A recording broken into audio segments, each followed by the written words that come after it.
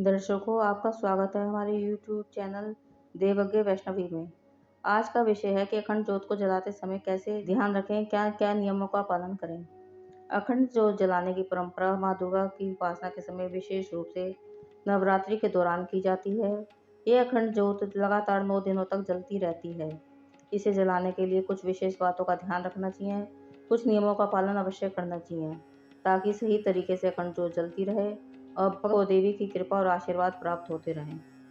सबसे पहले अखंड ज्योत जलाने के लिए आपको स्थान का चयन करना चाहिए जो साफ और सुरक्षित हो। ऐसे स्थान पर ही अखंड ज्योत जलाने का चयन करें। इसके बाद पूजा स्थल में माँ देवी दुर्गा देवी के समक्ष ही अखंड ज्योत जलानी चाहिए। जहाँ भी आप ज्योत जलाते हैं वहाँ ध्यान रखें कि हवा का झोंका या कोई पंखा वगैरह आदि वहाँ ना चल रहा हो। ज्योत हिलती नहीं रहनी चाहिए, ज्योत में हलचल ना हो।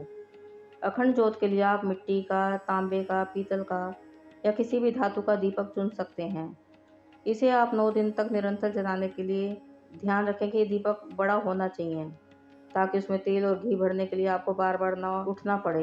अखंड ज्योत जलाने के लिए आप घी का दीपक सर्वश्रेष्ठ माना जाता है, लेकिन यदि घी नहीं है, घी का अभाव है, तो आप तिल का तेल भी इस्तेमाल कर सकते हैं। ज्योत में आप रुई की बत्ती का इस्तेमाल कर सकते हैं या कि कलावे की बत्तियां बनाकर भी आप घी में डुबो कर रख सकते हैं। बत्ती का एक सिरा दीपक के बाहर और दूसरा सिरा दीपक के अंदर घी में डूबा हुआ होना चाहिए। अखंड ज्योत को पूर्व दिशा की तरफ जलाना सबसे शुभ माना जाता है। आप इसे ईशान कोण या उत्तर पूर्व दिशा की ओर भी रख सकते हैं। ज्योत का मुख्य ध्यान रखें कि देवी की तरफ होना चाहिए।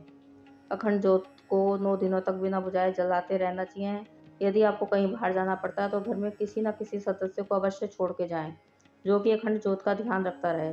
कहते हैं कि अखंड ज्योत जिस घर में जलती है उस घर में ताला नहीं लगाना चाहिए, उसे बंद करके नहीं जाना चाहिए। और अखंड ज्योत जलाते समय ध्यान रखें कि दीपक का घी या तेल समाप्त ना हो। समय समय पर घी या तेल को डालते रहें। ध्यान रखें कि ज्योत को बुझने न दें। यदि आपकी ज्योत बुझने वाली हो तो उससे पहले ही एक ज्योत को तैयार कर लें। अखंड ज्योत के समय आप नियमित रूप से माँ की दुर्गा की पूजा करें, आरती करें, मंत्र को उच्चारण करें। दुर्गा सप्तशती का पाठ विशेष रूप से शुभ होता है। दीपक और पूजा स्थल की आप साफ सफाई का ध्यान रखें। घर का वातावरण भी पवित्र और शांत होना चाहिए। जहाँ अखंड ज्योत जलाई जाए वहाँ लड़ाई झगड़े नहीं होने चाहिए, वातावरण शांत होना चाहिए। नवरात्रि के 9 दिनों के बाद अखंड ज्योत को आप कभी भी अपने आप ना बुझाएं। जब तक कि दीपक में तेल घी है उसे जलने दें। ज्योत को स्वयं ना बुझाएं।